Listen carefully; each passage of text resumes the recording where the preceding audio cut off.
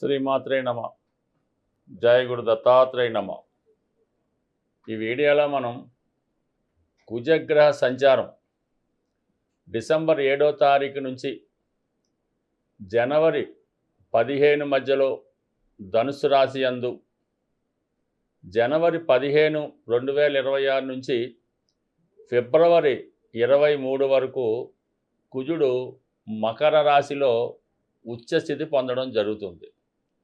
సుమారుగా ఈ కాలంలో ఈ కుజగ్రహ ప్రభావం ఏ రాశుల వారి మీద ఏ విధంగా ఉండబోతుంది, జనవరి 15 నుంచి ఏర్పడినటువంటి రుచిక మహాపురుష యోగం ఏ రాశుల వారికి అఖండ ధనయోగాన్ని అలాగే రాజయోగాన్ని కలిగించబోతుంది అన్న విషయాన్ని మనం ఈ వీడియోలో పరిశీలిద్దాం.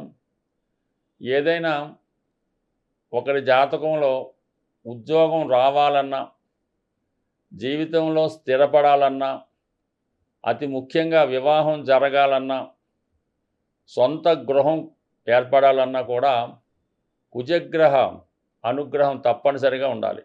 వారి వారి జన్మజాతకంలో కుజుడు ఉన్న స్థితి నుంచి కుజుడు యొక్క గోచారం మరియు దశలను అనుసరించి ఒక వ్యక్తి జీవితంలో ప్రధానంగా జరగవలసినవి, అంటే చిన్నప్పటి నుంచి మనం లెక్కేసుకుంటే స్కూల్ ఎడ్యుకేషను, కాలేజీ ఎడ్యుకేషను, ఇంటర్వ్యూలు, ఉద్యోగం, పెళ్ళి, దాని తర్వాత పిల్లలు, వాళ్ళ ప్రవర్తన, వీళ్ళందరినీ పోషించడంలో జాతకుడు ఏ విధంగా ధనం సంపాదిస్తాడు, అతని జీవితంలో ఎదుర్కోబోయే కోర్టు సమస్యలు, అలాగే వేరే విధమైనటువంటి ప్రమాదాలు, యాక్సిడెంట్లు, అవమానాలు, ఇవన్నీ కూడా కుజుని యొక్క బలం బట్టి మాత్రమే ఆధారపడి ఉంటుంది. బట్ ఏదైనా అతి స్వల్పకాలంలో జాతకుడిని అత్యంత ధనవంతుణ్ణి చేయాలంటే కుజుడి యొక్క అనుగ్రహం తప్పనిసరి. జీవితంలో ఎదగాలంటే కుజుడిని ప్రసన్నం చేసుకుంటే అది ఫిజికల్గా గాను దైవికంగాను కుజగ్రహం యొక్క అనుగ్రహం పొందితే తప్పనిసరిగా జాతకుడి జీవితంలో ఏ స్థాయిలో ఉన్న సమర్థుడిగా నిలదొక్కుని జీవితంలో విజయం సాధించడానికి అనుకూలత ఏర్పడుతుంది. సో ఈ విధంగా ఈ కుజుడు ప్రధానంగా తీసుకొని ఏ రాశుల వారికి ఏ విధంగా ఉంటుందో అన్న విషయాన్ని కొంత డీటెయిల్గా తెలుసుకునే ప్రయత్నం చేద్దాం. మళ్ళీ చివరిలో కుజగ్రహం బలం పెరగాలంటే మనం ఏ విధమైన పరిహారం చేసుకోవాలి అనే విషయాన్ని కూడా చివరిలో తెలుసుకునే ప్రయత్నం చేద్దాం.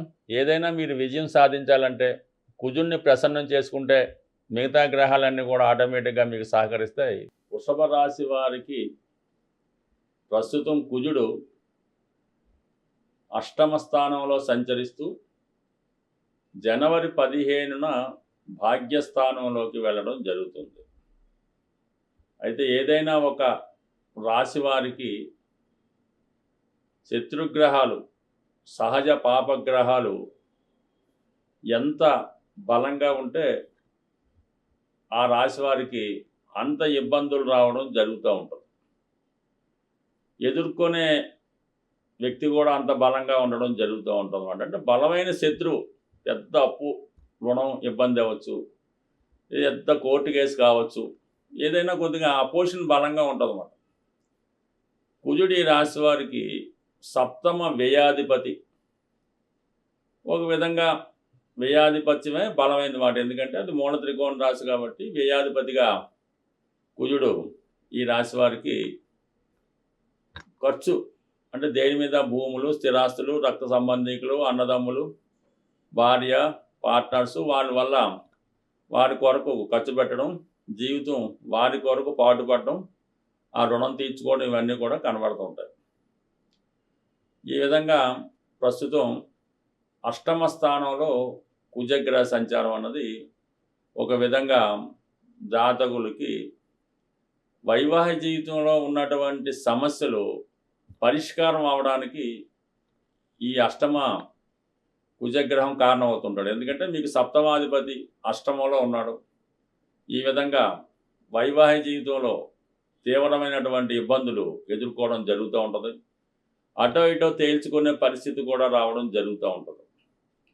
అయితే అదృష్టవశాత్తు కుటుంబ స్థానంలో ఉన్నటువంటి గురువు అష్టమంలో ఉన్నటువంటి కుజుడిపై వీక్షించడం వల్ల ఇది ఒకసారి మీకు పాజిటివ్గా మారే అవకాశం ఉంది. అంటే 2 నెగిటివ్ గ్రహాలు కదా, ఇప్పుడు ఏమో మీకు గురువు అష్టమాధిపతి, కుజుడు అష్టమంలో ఉన్నాడు వ్యయాధిపతిగా. అందువల్ల ఏంటంటే ఒక విధంగా మీరు ఏదన్నా ఒక స్థిరాస్తి అమ్మడం వల్ల కానీ, లేదా ఏదో ఒక సంఘటన జరగడం వల్ల ఇన్సూరెన్స్ ద్వారా ఏదైనా పెద్ద మొత్తంలో ధనం రావడం కానీ జరిగే అవకాశం ఉంది. కొన్ని సందర్భాల్లో ఈ యాక్సిడెంట్లో, ఈ ఫైర్ యాక్సిడెంట్లో ఏదో అవుతుంటే దానికి ఇన్సూరెన్స్ అనేది పే చేయడం జరుగుతూ ఉంటుంది. ఆ విధంగా ఇన్సూరెన్స్ ద్వారా కానీ, వారసత్వంగా కానీ ఎప్పుడూ కూడా అష్టమం ఇన్వాల్వ్మెంట్ ఉన్నప్పుడు ఏదో ఒక మైనస్, ఏదో ఒక ప్రమాదం, ఏదో ఒక నష్టం జరిగిన తర్వాత ఈ విధంగా లాభం రావడం జరుగుతూ ఉంటుంది. ఏదైనా భూమి అమ్మడం వల్ల కానీ, ఏదైనా ఒక ఇన్సిడెంట్ వల్ల కానీ జాతకుడికి ఈ సమయంలో ధనం వచ్చే అవకాశం ఉంది. ఎప్పుడు జనవరి 15 లోపల, డిసెంబర్ 7 నుంచి. అలాగే జనవరి 15న కుజుడు 9వ స్థానంలోకి, తన ఉచ్చ స్థానంలోకి వెళ్ళడం జరుగుతుంది. అప్పుడు ఆటోమేటిక్గా కుజుడు బలవంతుడవుతాడు. ఇక్కడ సప్తమాధిపతి ఉచ్చస్థితి రావడం వల్ల మీ జీవిత భాగస్వామికి ఒక ఉన్నత స్థాయి హోదా లభించే అవకాశం ఉన్నది. లేదంటే మీరు ఏదైనా పార్ట్నర్షిప్ వ్యవహారం చేస్తుంటే ఆ భాగస్థుడికి మంచి అభివృద్ధి రావడం కానీ, మీ భార్య లేదా మీ భర్తకు ఏదన్నా విదేశీ అవకాశం కానీ, పెద్ద హోదా కానీ, ఏదైనా ఒక పెద్ద పదవి కానీ వచ్చే అవకాశం ఉన్నది. అది మీకు కూడా చాలా వరకు గర్వకారణం అవుతుంటుంది. ఎస్పెషల్లీ సంతాన విషయంలో కొన్ని అనుకోని శుభవార్తలు, అంటే మీ సంతానానికైనా ఉద్యోగాలు రావడం కానీ, వారికి పెళ్ళిళ్ళు రావడం కానీ జరుగుతూ ఉంటుంది. లేని పక్షంలో ఏదైనా విదేశ ప్రయాణాలు, విదేశ యాత్రలు కూడా చేయడం జరుగుతుంటుంది. ఎప్పుడన్నా ఒక గ్రహం స్పెషల్ స్టేటస్లోకి వచ్చినప్పుడు, ఉచ్చ స్థితిలోకో, నీచ స్థితిలోకో, మూల త్రికోణంలోకో, లేదంటే దిగ్బలము పొందినప్పుడు కంపల్సరిగా ఆ గ్రహం యొక్క ఫలితాలు పాజిటివ్గా మనకి ఇవ్వడం జరుగుతూ ఉంటుంది. మరి ఈ కారణం వల్ల మన వృషభ రాశి వారికి ఈ సమయంలో భూములు, స్థిరాస్తులు మొదలవి కలిసి వస్తుంటాయి.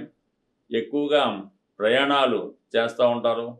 ఏదైనా కొన్ని ముఖ్యమైన విషయాల్లో, అంటే మనకి కుజుడు కారకత్వాలైనటువంటి శత్రువులు, రోగాలు, రుణాలు, అన్నదమ్ములు, వీటి విషయంలో వారికి మంచి జరగడం వల్ల మీకు కూడా కొంత బెనిఫిట్ జరుగుతూ ఉంటుంది. మొత్తం మీద ఏదైనా వృషభ రాశి వారికి ఈ కుజుడు ఆకస్మిక ధనలాభాన్ని, వివాహపరంగా ఉన్నటువంటి సమస్యలు తొలగించి ఒక సెటిల్మెంట్కి తీసుకురావడానికి కూడా కుజగ్రహం కారణమవుతుంటుంది.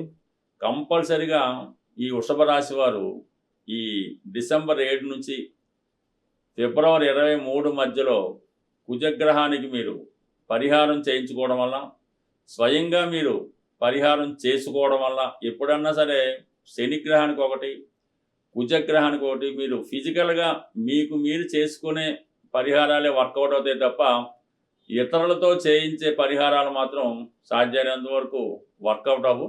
కొన్ని తప్పనిసరి పరిస్థితుల్లో మాత్రం కొన్ని దానాలు అవి చేసినప్పుడు కంప్లీట్గా పరిహారం అనేది దొరుకుతూ ఉంటుంది.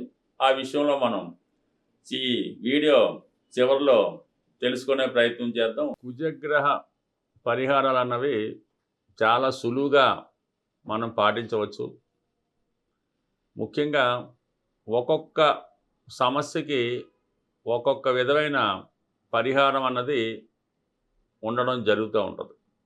అంటే కుజుడు కారణంగా పిల్లలు పుట్టడం లేదు, పెళ్ళి జరగడం లేదు అనుకుంటే మాత్రం సుబ్రహ్మణ్య స్వామి వారి ఆలయంలో మంగళవారం రోజు మరి స్వామికి 5 రకాల ద్రవ్యాలతో, అందులో ముఖ్యంగా తేనె, చెరుకు రసం, ఆవు పాలు, బెల్లం పానకం, మరి పంచామృతాలతో అవ్వచ్చు, ఈ విధంగా 5 రకాల ద్రవ్యాలతో మంగళవారం రోజు సుబ్రహ్మణ్య స్వామి వారికి విధి విధానంగా అభిషేకం చేసి ఆ రోజు నియమంగా ఉండడం వల్ల, అది ఒకే వారం కాకుండా మంగళవారం ఒక 8 మంగళవారాలు, 9 మంగళవారాలు చేసుకోవడం వల్ల మీకు సంతానపరమైన సమస్యలు, వివాహపరమైన సమస్యలు సాల్వ్ అవుతాయి. ఇది అందరూ చేసేదైనా అది ఎక్కువ ఫలితం ఉంటుంది కాబట్టి అందరూ అదే పరిహారం చెప్తూ ఉంటారు.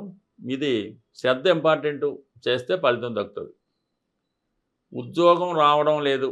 ఎంత ప్రయత్నం చేసినా జాబ్ అన్నది రావడం లేదు. అలాగే విపరీతమైన రుణ సమస్యలు.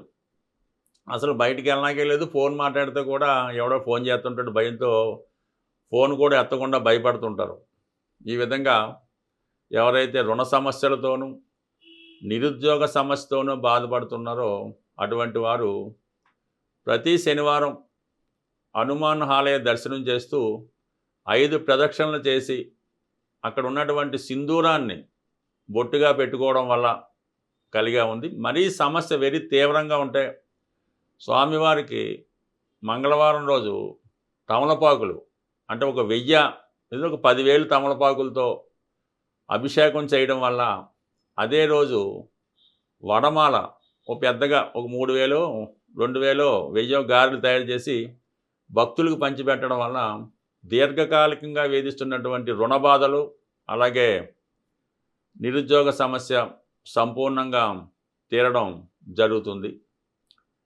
అలాగే రెగ్యులర్గా చేసేది ఏంటంటే కొద్దిగా మరి కోతులకి దూరంగా కోతులున్న కోతులకి బెల్లంతో చేసినటువంటి ఉండలు, శనగుండలో కొబ్బరి ఉండలో ఏదో ఒక ఉండలు ఒక 108 కానీ అంటే మీ స్థాయిని బట్టి కోతులకి ఆహారంగా వేయడం వల్ల కూడా చాలా సమస్యలు క్విక్గా పూర్తయిపోతుంటాయి అన్నమాట. ఎటువంటి సమస్య ఉన్నా కూడా నిరుద్యోగ, పెళ్ళి ఏదన్నా సరే కోతులకి ఆహారం వేయడం వల్ల సమస్య తొందరగా పరిష్కారం అవడం జరుగుతూ ఉంటుంది.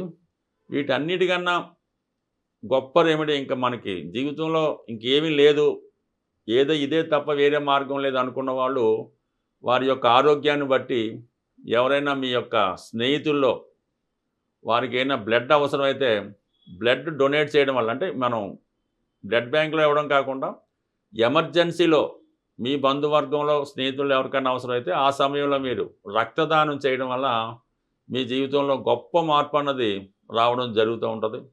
బట్ ఏదైనా కుజుడు తొందరగా ఫలితం ఇచ్చే గ్రహం, అది నెగిటివ్ కానీ పాజిటివ్ కానీ అలాగే ఉంటుంది కాబట్టి నిరంతరం హనుమాన్ చాలీసా పారాయణ చేయడం వల్ల కంప్లీట్గా మీకు కుజగ్రహ అనుగ్రహం సంపూర్ణంగా రావడం జరుగుతుంది. స్వస్తి.